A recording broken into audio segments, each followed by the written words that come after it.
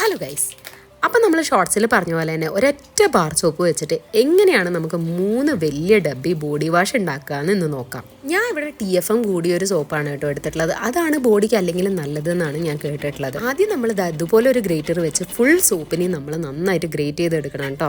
എത്ര ചെറുതായിട്ട് ഗ്രേറ്റ് ചെയ്തെടുക്കാൻ പറ്റുന്നോ അത്രയും നല്ലതാണ്. ഈ എൻറ്റയർ പ്രോസസ്സിലും ഗ്രേറ്റ് ചെയ്യൽ മാത്രമേ ഞാൻ ഒരു ഇത്തിരി കഷ്ടപ്പാടായിട്ട് കാണുന്നുള്ളൂ. കാരണം നമുക്ക് കുറച്ച് കഴിയുമ്പോൾ കൈ സ്വാഭാവികമായിട്ട് നമുക്കൊന്ന് കടയാൻ തുടങ്ങും. പക്ഷേ റിസൾട്ട് ഗംഭീരമാണ്. അതുകൊണ്ട് എല്ലാവരും ട്രൈ ചെയ്ത് നോക്കണം എന്നാണ് ഞാൻ പറയുള്ളൂ. ഇപ്പം നമ്മൾ ഒരു ഫുള്ള് സോപ്പാണ് കേട്ടോ ഗ്രേറ്റ് ചെയ്തെടുത്തിട്ടുള്ളത്. ഈ ഒരു ഫുൾ സോപ്പിന് 4 ഗ്ലാസ് വെള്ളം, അതാണ് കേട്ടോ അളവ്.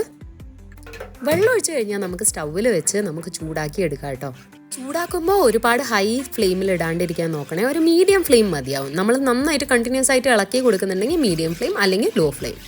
ആദ്യം നമ്മൾ കുറച്ച് നേരം അതുപോലെ ആ ഗ്രേറ്റ് ചെയ്ത സാധനങ്ങളൊക്കെ ചെറുതായിട്ട് ഇങ്ങനെ വെള്ളത്തിൽ കാണാം കേട്ടോ. പിന്നെ അതിൻ്റെ അളവ് ഇങ്ങനെ കുറഞ്ഞ് ഫുൾ സോപ്പും ആ വെള്ളത്തിലേക്ക് അലിഞ്ഞില്ലാണ്ടായി മാറും കേട്ടോ. ഇതുപോലെ ഫുൾ സോപ്പും നന്നായിട്ട് അലിഞ്ഞു എന്ന് കണ്ടാൽ പിന്നെ ഒരു 5 മിനിറ്റും കൂടെ സ്റ്റൗവിൽ വെച്ചാൽ മതി കേട്ടോ. പിന്നെ നമുക്കത് സ്റ്റൗവിൽ നിന്ന് മാറ്റി കഴിഞ്ഞാൽ പിന്നെ ഒരു 6 to 8 മണിക്കൂർ കഴിഞ്ഞാൽ അത് അതുപോലെ നന്നായിട്ട് കട്ടിയായി വരും കേട്ടോ സോപ്പ്. ഇനി നമുക്ക് ഈ കട്ടിയായിരിക്കുന്ന സോപ്പിനെ ഒരു ബീറ്റർ വെച്ചിട്ടോ അല്ലെങ്കിൽ ഒരു ഫോർക്ക് വെച്ചിട്ടോ നന്നായിട്ട് അടിച്ചെടുക്കണം കേട്ടോ. കുറച്ച് നല്ല തിളച്ച വെള്ളം ഇടയ്ക്കിടയ്ക്ക് ഒഴിച്ചു കൊടുത്താൽ ഇത് കുറച്ചും കൂടി സോഫ്റ്റ് ആയിട്ടും സ്മൂത്ത് ആയിട്ടും നമുക്ക് ഇളക്കാൻ പറ്റുമേ. വെള്ളം ഒരുപാട് അങ്ങോട്ട് ഒഴിക്കേണ്ട. നമുക്ക് എത്രയാണ് കൺസിസ്റ്റൻസി വേണ്ടത് അതിനനുസരിച്ച് ഇടയ്ക്കിടയ്ക്കായിട്ട് ഒരു ലേശായിട്ട് ഒഴിച്ചു കൊടുക്കുക. എന്നിട്ട് നമുക്ക് നന്നായിട്ട് ബീറ്റ് ചെയ്യാം. പിന്നെയും വേണോ നോക്കിയിട്ട് കുറച്ചും കൂടി വെള്ളം ഒഴിക്കാം, പിന്നെയും ബീറ്റ് ചെയ്യാം. ഈ പ്രോസസ്സ് നമ്മൾ ഫോളോ ചെയ്തുകൊണ്ടിരിക്കുക കേട്ടോ. നമുക്ക് എത്ര കൺസിസ്റ്റൻസിയിലാണോ തിക്നെസ് വേണ്ടത് അതിനനുസരിച്ച് ബീറ്റ് ചെയ്തെടുക്കാം കേട്ടോ. പക്ഷേ ബീറ്റ് ചെയ്യുമ്പോൾ നമ്മൾ നന്നായിട്ട് ഉറപ്പ് വരുത്തണം അതിൽ എവിടെയും ലംസ് ഇല്ല എന്നുള്ളത്. എനിക്ക് എൻ്റെ കുഞ്ഞിക്കൈൻ്റെ സഹായം കൂടി കിട്ടിയാണ് വേഗം അങ്ങോട്ട് പണി കഴിഞ്ഞു കേട്ടോ. ഇനി നമുക്ക് ആവശ്യമുള്ള ക്വാണ്ടിറ്റി ഒരു കണ്ടെയ്നറിലേക്ക് മാറ്റി ഉപയോഗിച്ച് തുടങ്ങാം. ബാക്കിയുള്ളതിനെ നമുക്ക് സൂക്ഷിച്ചെടുത്ത് വെക്കുകയും ചെയ്യാം. ഇത്രയും ബോഡി വാഷ് നമുക്ക് കിട്ടിയിട്ടുണ്ട് കേട്ടോ ഒറ്റ ബാർ സോപ്പ്. നമ്മൾ അടുത്ത് ഉണ്ടാക്കാൻ പോകുന്നതാ ഈ ഒരു മനോഹരമായ കിളിക്കൂടാണ്. ഈ ഒരു ക്രാഫ്റ്റ് ഉണ്ടാക്കാൻ നമുക്ക് മെയിൻലി ഒരു കാർഡ്ബോർഡാണ് കേട്ടോ ആവശ്യം. ആദ്യം നമ്മൾ കാർഡ്ബോർഡിൽ ഇതിൻ്റെ ഒരു ഔട്ട്ലൈൻ അങ്ങോട്ട് വരച്ചെടുത്ത് ആദ്യത്തെ ഷേപ്പിനെ നമ്മൾ അങ്ങോട്ട് മുറിച്ചെടുക്കും.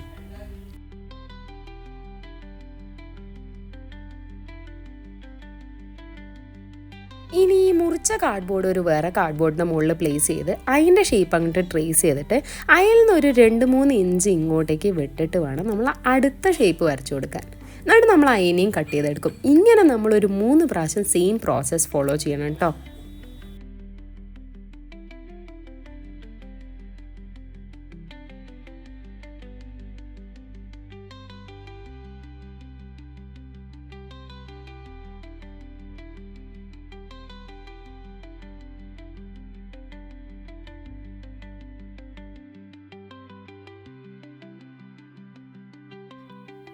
ഇതുപോലെ നമ്മൾ 3 പീസ് ഉണ്ടാക്കിയെടുത്തിട്ടുണ്ട്.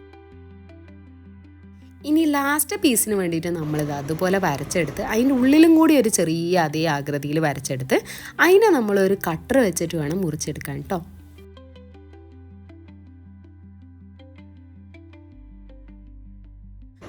അങ്ങനെ നമ്മുടെ കാർഡ്ബോർഡിൻ്റെ പണി ഏകദേശം കഴിഞ്ഞിട്ടുണ്ട്. ഇനി എല്ലാത്തിനെയും ഒന്നിൻ്റെ മേലെ ഒന്നായിട്ട് ഒട്ടിച്ച് വെക്കാൻ മാത്രമേ ഉള്ളൂ കേട്ടോ കാർഡ്ബോർഡിൻ്റെ പണി.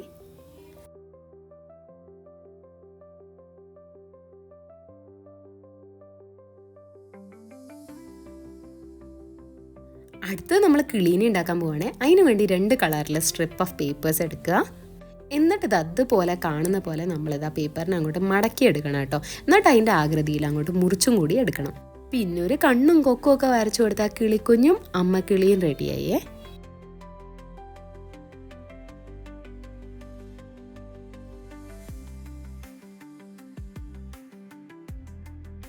നമ്മുടെ ഇന്നത്തെ ക്രാഫ്റ്റ് ഇവിടെ ഓൾമോസ്റ്റ് റെഡിയാണേ. നിങ്ങൾക്ക് ഇതുപോലത്തെ ക്രാഫ്റ്റ് വീഡിയോസ് ഇഷ്ടമാവുന്നുണ്ടെങ്കിൽ എന്നെ തീർച്ചയായിട്ടും കമൻസിൽ അറിയിക്കണേ. അച്ചു നമ്മളെങ്ങോട്ട് പോണേ കണ്ണ? സയൻസ് മ്യൂസിയത്തിക്കാണോ? അപ്പൊ ഈ മണ്ണിൽ കളിച്ച് നിൽക്കല്ലേ, വാ വരൂ, മെട്രോ കയറണം. അങ്ങനെ നമ്മൾ കബ്ബൺ പാർക്കിലേക്ക് മെട്രോ കയറിയിട്ടുണ്ടേ. വീട്ടിൽ നിന്ന് ഇറങ്ങുമ്പോൾ നമുക്ക് ഒട്ടും നിശ്ചയുണ്ടായിരുന്നില്ല ഇത്രയും നല്ലൊരു സൂപ്പർ എക്സ്പീരിയൻസിലേക്കാണ് നമ്മൾ ഇറങ്ങി പോകുന്നതെന്നുള്ളത് കേട്ടോ.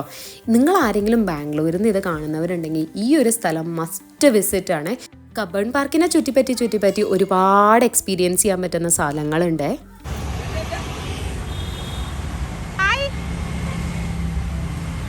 ആദ്യം തന്നെ കയറിപ്പോയത് ബാംഗ്ലൂരു അക്വേറിയത്തിലാണ്. ഇവിടെ ഈ കാശിന് മാത്രം ഒരുപാട് കാര്യങ്ങളുണ്ടെന്ന് എനിക്ക് തോന്നിയില്ല കേട്ടോ. പൈസ കൂടുതലാണ് എന്നുള്ള പരാതി ഉണ്ടെങ്കിലും ഇവിടെ ഒരുപാട് കുറച്ച് വെറൈറ്റി ആയിട്ടുള്ള ഫിഷസിനെ കാണാൻ പറ്റിയിട്ടോ. ഞാൻ ഇതുവരെ കാണാത്ത കുറേ ഫിഷസ് ഒക്കെ ഉണ്ടായിരുന്നേ. ചിലപ്പോൾ നമ്മൾ വീക്കെൻഡിൽ പോയോണ്ടായിരിക്കും കേട്ടോ, നല്ല തിരക്കായിരുന്നു. അതുകൊണ്ട് തന്നെ നമുക്കൊന്നും അങ്ങോട്ട് എക്സ്പീരിയൻസ് ചെയ്യാൻ പറ്റുന്നുണ്ടായിരുന്നില്ല.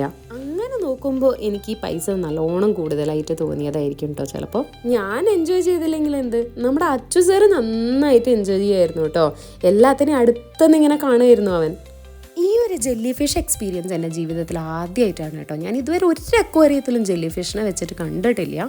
സൂപ്പർ എക്സ്പീരിയൻസ് ആയിരുന്നു. ഈ ഒരൊറ്റ കാര്യത്തിന് വേണ്ടിയിട്ട് ഞാൻ പറയും ഇത് കുഴപ്പമില്ലായിരുന്നു. വെർത്തെന്ന് പറയാൻ പറ്റില്ല, പക്ഷെ ഓക്കെ. ഇത് നമ്മുടെ കബ്ബൺ പാർക്കാണ്. ഇവിടെ നമുക്ക് പണിപ്പാളിയം എന്താ വെച്ചാൽ കുട്ടികൾക്ക് കളിക്കാനുള്ള ഒരു സ്പെഷ്യൽ പാർക്ക് ഉണ്ട്. അത് ക്ലോസ്ഡ് ആയിരുന്നു. എന്തോ മെയിൻ്റെനൻസ്, മരം വീണു മഴയത്ത്, അതുകൊണ്ട് മെയിൻ്റെനൻസ് എന്ന് പറഞ്ഞിട്ട് അവർ ക്ലോസ് ചെയ്തിട്ടേക്കായിരുന്നേ.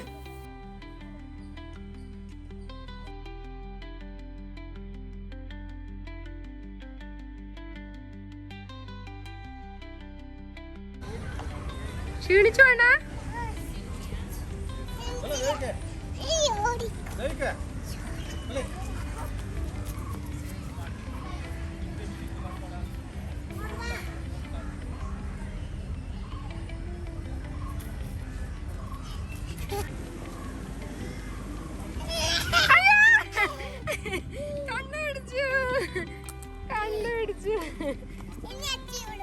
പാർക്കിൽ വന്ന ഒരു കുട്ടിയായിട്ട് അച്ചു പെട്ടെന്ന് കമ്പനി ആയിട്ടോ. പിന്നെ ആ കുട്ടീൻ്റെ ബോൾ എടുത്ത് ഒരുപാട് നേരം കളിച്ചു. നമ്മളിന്ന് വന്നത് ശരിക്കും സയൻസ് മ്യൂസിയം കാണാനാണെങ്കിലും ഇവിടെ തന്നെ കുറേ നേരം പോയി കേട്ടോ.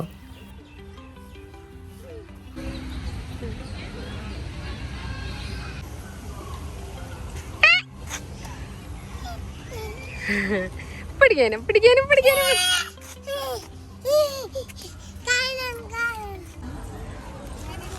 അപ്പോൾ ഇതാണ് നമ്മൾ പറഞ്ഞ science museum, Visvesvaraya industrial and technological museum. Minimum ഒരു 4 മണിക്കൂറെങ്കിലും ഇവിടെ ചുറ്റിക്കറങ്ങി കണ്ടാലേ വല്ലതെങ്കിലും മനസ്സിലാവുള്ളൂ. പിന്നെ ഇൻ ഡെപ്തിൽ മനസ്സിലാവണമെന്നുണ്ടെങ്കിൽ നമ്മൾ ഒരു ദിവസം ഫുള്ള് ഇവിടെ സ്പെൻഡ് ചെയ്യേണ്ടി വരും കേട്ടോ.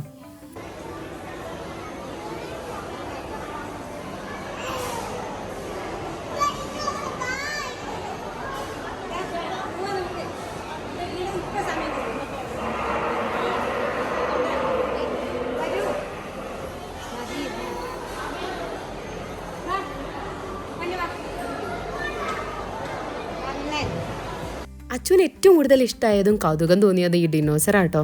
അവൻ ഒരുപാട് നേരം അവിടെ തന്നെ നിൽക്കുകയായിരുന്നേ. വിളിച്ചിട്ടും വരുന്നേ ഇല്ലായിരുന്നു കുട്ടി.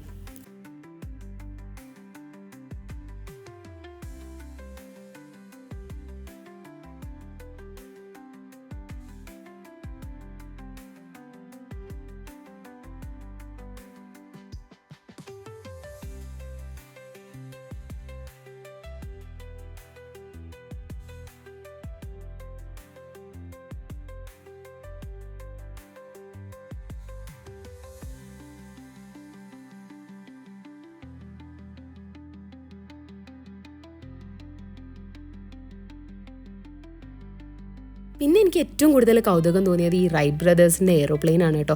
അത്രയ്ക്ക് വലിയ മോഡലും അത്രയും ഭംഗിയിലാണ് ചെയ്തു വെച്ചേക്കുന്നത്.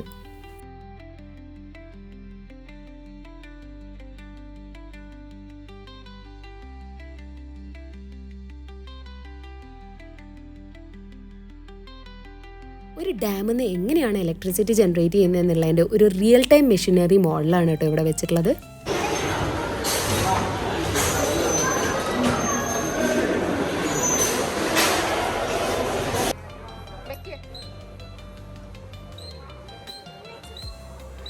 ഇതുപോലെ ഒരു ന്യൂക്ലിയർ പവർ പ്ലാന്റ് മോഡലും ഞാൻ ആദ്യമായിട്ടാണ് കേട്ടോ കാണുന്നത്. പറഞ്ഞിട്ട് കാര്യം, 6 മണിയായപ്പോഴേക്കും സെക്യൂരിറ്റി വന്ന് എല്ലാ പവറും ഓഫ് ആക്കി കേട്ടോ. ഇതാണ് കേട്ടോ സർ എം വിശ്വേശ്വരയ്യ. അങ്ങനെ ഒരു ലോങ് ഡേ കഴിഞ്ഞതിൻ്റെ ക്ഷീണത്തിൽ അച്ചു തളർന്നുറങ്ങായിരുന്നു കേട്ടോ മെട്രോയിൽ. അപ്പം ഇന്നത്തേക്ക് അത്രയേ ഉള്ളൂ ഗൈസ്. ടാറ്റാ.